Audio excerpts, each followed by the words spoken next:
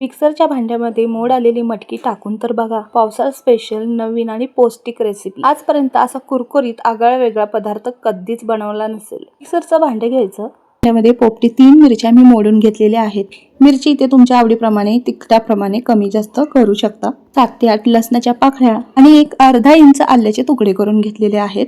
मोड आलेल्या मटकीपासून आजपर्यंत अशी रेसिपी कधीच पाहिली नसेल, त्यामुळे रेसिपी काय आहे ते शेवटपर्यंत व्यवस्थित कुठेही स्किप न करता पहा।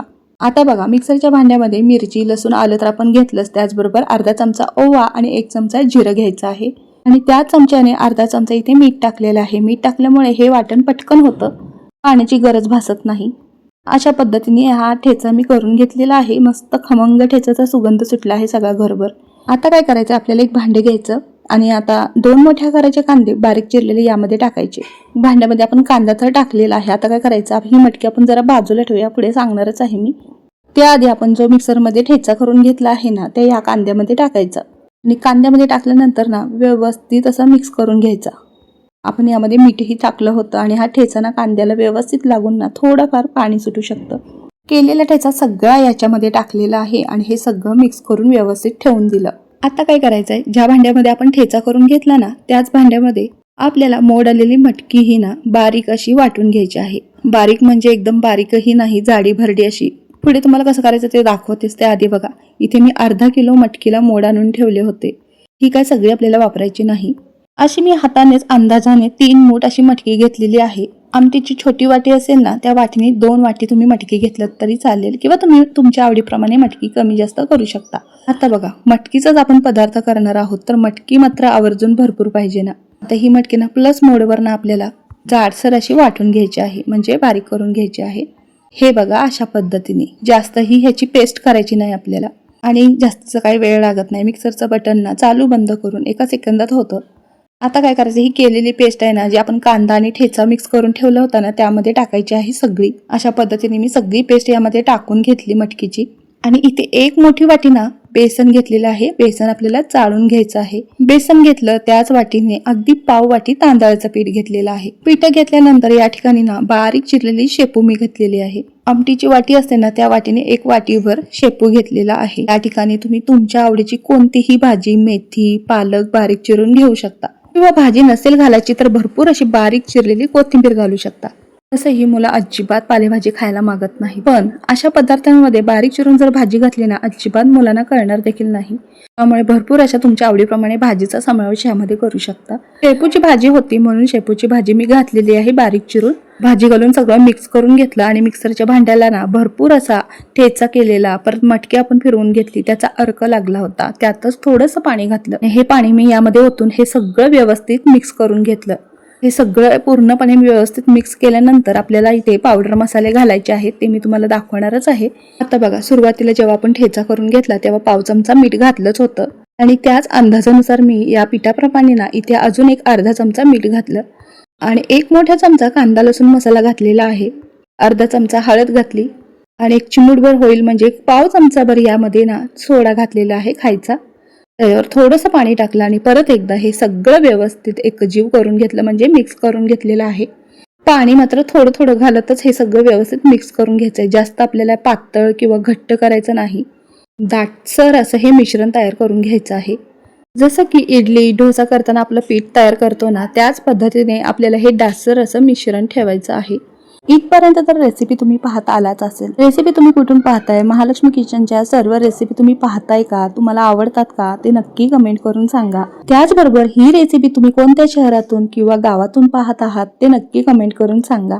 रेसिपी पाहताय पण अजूनही महालक्ष्मी किचनला सबस्क्राईब केलं नसेल तर नवीन नवीन रेसिपीसाठी नक्की सबस्क्राईब करा आणि हाईप करायलाही विसरू नका, म्हणजे कसं तुमच्यापर्यंत रेसिपी पोहोचेल आणि त्यातच मला आनंद आहे। त्याचबरोबर कोणत्या शहरातून पाहत आहात हे सांगितल्यावर मला तुमचे आभारही मानता येतील। त्याचबरोबर शेवटपर्यंत अशी साथ लाभू दे अशी आशा करते।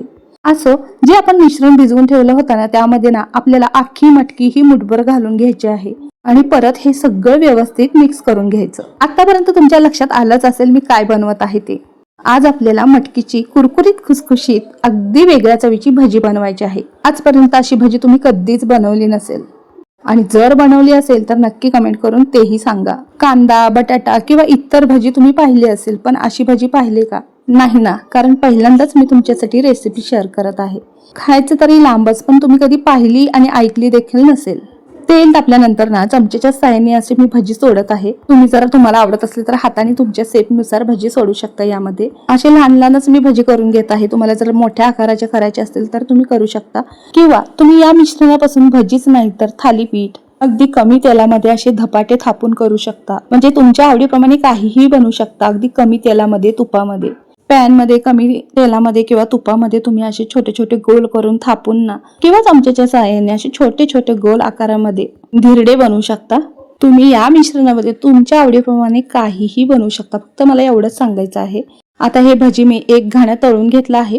कुरकुरीत, खुसखुशीत होतात आणि खूप छान चवीला होतात. तेवढेच पौष्टिकही आहेत. आणि तसं तर लहान मुलं मटकी, मोड आलेले पदार्थ म्हटलं की नाकतोंड मुरडायला लागतात, खायलाच मागत नाहीत. पण या पद्धतीने केलेली मोड आलेली मटकीची भजी त्यांना कळणार देखील नाही ही कशापासून काय बनलंय ते. आता खरं सांगायचं तर मला शब्दात सांगता येत नाही, तुम्ही समजू शकता. मोड आलेली मटकी आहे, पालेभाज्या आपण ह्यामध्ये घालू शकतो. त्याचप्रमाणे तुम्ही तुमच्या आवडीप्रमाणे ना इथे फळभाज्याही खिसून घालू शकता. इथे दुसरा गाणाही मी मस्त असं खरपूस कुरकुरीत होईपर्यंत तळून घेतलेला आहे. आता इथे बघा, तुम्हाला दाखवण्यासाठी थोडंसं मी मिश्रण ठेवलेलं आहे आणि त्यामध्ये ना एक बारीक चिरलेला छोटा टोमॅटो टाकलेला आहे. आणि हे सगळं टोमॅटो टाकल्यानंतर सगळं एकत्र मिक्स करून घेतलं. आता यापासून आपल्याला कुठला दुसरा प्रकार बनवायचा तो मी पुढे दाखवणारच आहे. त्याआधी ही तळलेली भजी सगळी काढून घेतली. एकदम कुरकुरीत, खुसखुशीत होतात बरं का. आणि पहिल्या पावसातला ना हा नवीन पहिला पदार्थ महालक्ष्मी किचन मधून तुम्हाला शेअर केला आहे. आता बघा, इथं कोणताही तवा तुम्ही ठेवू शकता. त्याच्यामध्ये ना थोडंसं तूप किंवा तेल शिंपडवून चमच्याचं किंवा हाताने असं थालीपीठ सारखं ना सगळं घेऊन व्यवस्थित थापून घेऊ शकता. मी असं चमचा ठेवला आणि हाताने सगळं घेतलं पीठ आणि अशा पद्धतीने ना गोल आकारामध्ये पातळ असं थापून घेतलं आहे. जाड पातळ तुम्ही तुमच्या आवडीप्रमाणे. आणि थोडंसं तेल किंवा तूप लावून ना दोन्ही बाजूनी छान असं शेकून घ्यायचं. तुम्ही हा पदार्थ दह्यासोबत किंवा सॉस सोबत खाऊ शकता बरं का. इतका पौष्टिक आहे आणि कमी तेलातला ना तुम्ही डाएट करत असाल तर तुमच्यासाठी योग्य आहे. वजन जर कमी करायचं असेल ना तर हा पदार्थ तुम्ही खाऊ शकता. वजन नियंत्रणात ठेवण्यातही मदत होईल. आणि आता तर लहान मुलांची स्कूल चालू होतील आणि पावसाळा आहे. लहान मुलांच्या छोट्याशा खाऊसाठी तुम्ही हा पदार्थ बनवू शकता. पण पौष्टिक आहे बरं का. आणि कसं आहे, घरच्याच साहित्यामध्ये अगदी झटपट. हे पहा, दुसरा पदार्थ मी कसा करायचा तो दाखवला आहे तुम्हाला. एक तर कुरकुरीत खुसखुशीत भजी किंवा असा, आता मला पण याला काय नाव द्यायचं सुचत नाही, तुम्हीच याला नाव द्या आपल्या दुसऱ्या पदार्थाला. कोणाला समजेल काय यामध्ये काय आहे ते? कोणालाच समजणार नाही. यामध्ये मटकीचा आपण वापर केला आहे. आणि ही मटकीची कुरकुरीत खुसखुशीत भजी आहे. लहान मुले काय मोठेही आवडीने खातील. सॉस सोबत, दही सोबत किंवा तांदळाची, ज्वारीची भाकरी सोबतही तुम्ही हा पदार्थ अगदी आवडीने खाऊ शकता. वरण भात असेल तर वरण भातासोबत तोंडी लावायला ही भजी खूप छान लागते. आजपर्यंत मटकीची भाजी किंवा इतर पदार्थ केले असतील, भेळ केली असेल, मिसळ केली असेल, पण मटकीची या पद्धतीने केलेली भजी कधी पाहिलीये का? नसेल तर या पद्धतीने नक्की एकदा बनवून पहा. वारंवार याच पद्धतीने बनवाल. चला तर मग आतासाठी बाय, धन्यवाद.